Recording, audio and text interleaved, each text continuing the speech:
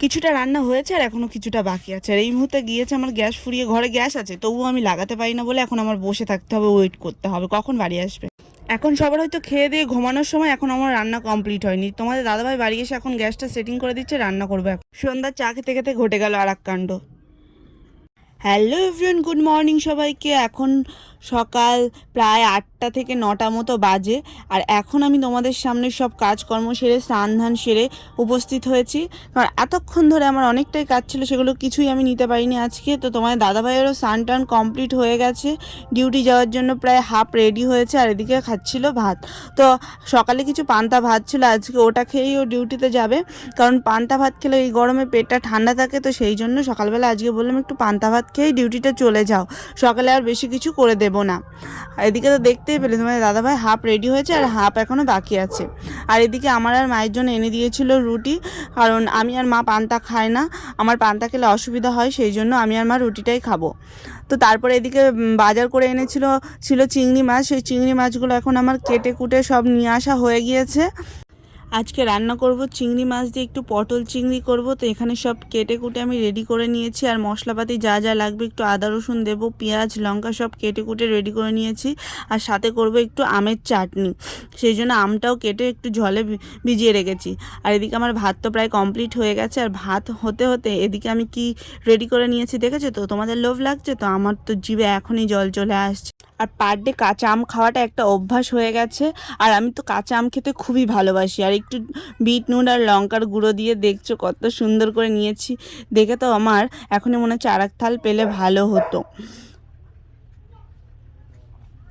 আর তোমরা আমার মতো এরকম কাঁচা আম খেতে কে কে ভালোবাসো অবশ্যই কমেন্টে জানাবে কিন্তু। আর এই আমটা খেতে খেতেই দেখলাম যে সেই দুর্ঘটনাটা ঘটে গেছে। কী দুর্ঘটনা তোমরা নিশ্চয়ই বুঝতে পারছো। হ্যাঁ, রান্না করতে করতে ওই যে দেখালাম তোমাদের আমি রান্না করছি আর আম খাচ্ছি, আর সেক্ষেত্রে আমার গিয়েছে তখনই গ্যাসটা ফুরিয়ে।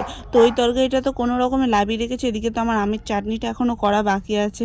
তো এখানে দেখতেই পাচ্ছ গ্যাসটা আমার ফুরিয়ে গিয়েছে। তো আমি গ্যাসের সিলিন্ডারটা চেঞ্জ করতে পারি না, তো সেই জন্য বসে থাকতে হবে। এখন তোমার দাদাভাই বাড়ি আসবে, তারপরে সেটিং করে দেবে, তারপরে আমার রান্না করতে।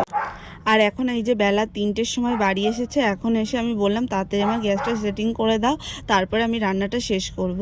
আর কি বলবো তোমাদের, এই ভয়েস দিতে আসলে এই কুকুরটা এত ডাকে না, কিছু বলার নেই, একদম পাশেই ডাকে, তো ওই জন্য পুরো আওয়াজটা তোমরা শুনতে পাও। যাই হোক করে একটু ম্যানেজ করে নিও, কিছু মনে করো না। একটু কুকুরের আওয়াজটা তোমরা আমি অ্যাভয়েড করে, মানে যখনই ভয়েস দিতে আসি তখনই। এবার এখন যদি আমি ভয়েস না দিই এরপরে আমি আর ভয়েস দেওয়ার সময় পাবো না, সেই জন্য এখনই আমাকে ভয়েসটা দিতে হচ্ছে। তো যাই হোক, কুকুরের আওয়াজটা তোমরা একটু ম্যানেজ করে নিও। তো অনেকটাই যেহেতু বেলা হয়ে গেছে, তোমার দাদাভাই ডিউটি থেকে এসে খিদে লেগে গেছে, তো সেই জন্য ভাতটা দিয়ে দিতে চলে আসলাম। তো এখানে ভাতটা তোমাদেরকে দেখিয়ে দিলাম যে আমি ভাত রান্না করেছি। আর এখানে করেছিলাম একটু চিংড়ি মাছের তেল দিয়ে ভালো করে পেঁয়াজ দিয়ে একটু ঝাল। তো এরকমটা খেতে তোমার দাদাভাই অনেক ভালোবাসে, পছন্দ করে, সেই জন্য একটু করেছিলাম। যে দেখছো পটল চিংড়ি, এটা করতে করতেই রান্না করতেই আমার গ্যাসটা ফুরিয়ে গিয়েছিল। তো ওটা লাভিয়ে রেখেছিলাম, কারণ একটু ঝোলটা পোড়ালে আর একটু ভালো হতো, তো ওটা পরে করে নেব। আর এদিকে এই যে আমের চাটনিটা আমার হচ্ছে। তো তারপরে আর দুপুরে খাওয়া দাওয়া করে লম্বা একটা ঘুম দিয়ে সন্ধ্যাবেলা উঠে একটু চা বিস্কুট খাচ্ছিলাম। তো দাদাভাই বললো একটু চা করো, মাথাটা ধরেছে, একটু চা বিস্কুট খাবো। তো এটা ছিল জিরে দেওয়া একটা বিস্কুট, বিস্কুটের টেস্টটা খুবই সুন্দর ছিল। তো সাথে তোমাদের দাদাভাই কিছু কুকিজ এনেছিল, সেটা তোমাদের দেখাচ্ছি। এখানে ছিল একটা চিপস, তো চিপসটা খেতে মোটামুটি আমার ভালোই লেগেছিলো। আর এখানে তো ছিল আর কি বলবো মমস ম্যাজিক বিস্কুট, আর এখানে আরেকটা ক্রিম বিস্কুট ছিল। এইগুলো এনেছিল তোমার দাদাভাই সন্ধ্যাবেলা, ওই জন্য তোমাদেরকে একটু দেখিয়ে দিলাম। তো এখন আমরা চাটা খাবো, খেয়ে কিছুক্ষণ রেস্ট নেব, তারপরে আবার রাতে রান্না বান্না আছে সেগুলো করতে হবে। তো এখানে আমি ভালো করে কাগজটা দেখছিলাম যে ভেতরে কি একটা ছিল। আর এদিকে চা খেতে খেতে দেখো তোমাদের দাদাভাইয়ের অবস্থা দেখো কীরকম করে খাচ্ছে, মনে হচ্ছে যেন আমি ওকে আর দেবো না। তো যাই হোক, চাটা খেয়ে নিলাম, তারপরে এদিকে কুরকুরেটাও ভেঙে নিলাম। এই কুরকুরে দিয়ে চাটা খেতে না খুবই সুন্দর লাগছিল।